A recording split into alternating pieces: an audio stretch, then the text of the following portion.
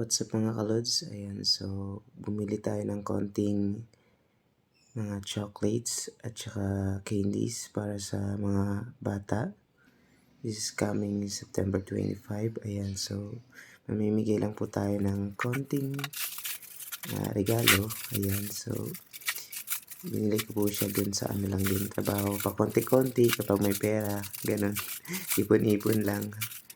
Ayan, so kahit konting ano lang, mapasaya lang yung ibang mga bata. Alam ko namang hindi lahat nabibigyan, pero at least, di ba, may mapasaya tayong mga bata. Kahit pa konti-konti. Ayan. So, kasi naalala ko dati, kabataan namin talagang tuwang-tuwa kami kapag may mga ganyan, no? Kapag may mga ganyang namimigay. Kaya sa parte ko, kapag nakikita ko yung bata, alam mo yun, pag nabigyan mo yung bata, alam mo yung sa konting ganyan lang, sa konting bigay mo lang sa kanila ng mga ganyang chocolates or any kind of gifts, natutuwa na sila, di ba? Konting kaligayahan, gano'n naman talaga yung mga bata. Talagang nakakatuwa lang din tingnan, di ba? Kapag nakikita mong masaya yung mga bata, nagiging masaya ka na rin. Alam mo yung feeling na ang gaan sa loob mo kapag nakikita mo yung mga batang tuwang-tuwa kapag binigyan mo sila ng kahit na anong regalo, 'di ba? Dispukal 'yun sa kalooban mong mamigay ka. Ayan, so i-repack na po muna natin, bumili na pala ako ng Ziploc sa Lazada at ako'y tinatamad. Wala akong tawag dito, sealer. Wala akong sealer kaya yan, bumili na lang ng Ziploc. Hinati-hati ko lang para naman medyo madami-dami ng konti yung may ibigay sa natin sa mga bata. Ayan. Ewan ko lang kung excited pa rin ba yung mga kabataan ngayon kapag dumating yung Pasko. Kasi kami dati, excited na excited kami kasi November pa lang nangangaroling na kami sa kapitbahay niya. Ang dami naming nahahakot dati. Siyempre yung iba namimigay ng mga chocolates, yung iba namimigay ng pera.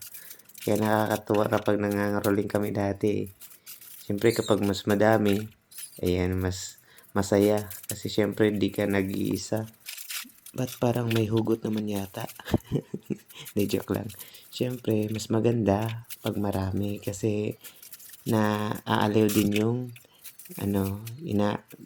pinangangarolingan mo, di ba? Mas nag-i-enjoy sila kapag madami kasi maingay.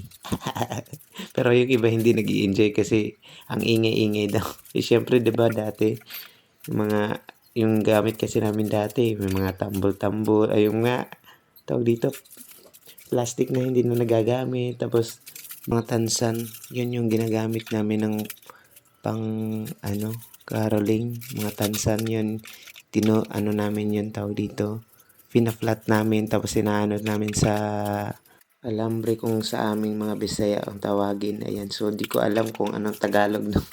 Kayo nang bahalang umintindi. Yun talaga yung pantunog namin kapag nangangaroling. Grabe. Ang sarap lang balikan yung mga panahon na yun. Nakakatawa lang kapag naalala mo, di ba? Ikaw ba na-experience mo ba yun? Kasi sa kabataan ko, talagang sobrang saya. At nagpapasalamat ako na na-experience ko yung mga yun. Ikaw ba? I-comment mo naman kung anong mga naranasan o na-experience mo sa pagdating ng Pasko. Naging masaya ka ba sa mga panahong yun? Kasi kami, sobrang saya. Pati na kung maalala mo dati, kung sa usapang laro lang, napakasaya namin kapag sa probinsya. Kasi laking probinsya ako laking Leyte ako. Kaya sobrang daming games doon na pwede mong maalala. Di ko lang alam sa mga kabataan ngayon kasi puro tutok na sila sa cellphone at mga gadgets. Ayan, so may gui pa ako, no? Naisingit ko pa yung mga laro ko sa kabataan. Ayan, so nagkulang nga pala ako ng mga chocolates and candies dito kaya pumunta pa ako ng palengke para bumili doon ng karagdagan para naman, diba, medyo Madami-dami na ng konti. Konti, madami-dami. Ano ba talaga ang gulo eh. So, medyo madami-daming tingnan ba? Ganon. Yan, so, yan, matapos na ako niyan at yan, ano ko lang, sinil ko lang siya. Sinil. Naka-ziplock nga, di ba? I-zinip ko lang, ganoon dapat. Ano ba talaga? Ang gulo naman mag-record nito. Ayan, so magpasensya nyo na lang din ako. Mahina to sa voice record na yan. Ayan, so i-zip lang natin lahat. Ayan, so makalipas nga ng mga ilang A few moments later. Tadaan! Ayan na yung mga napak natin. And thank you sa panonood.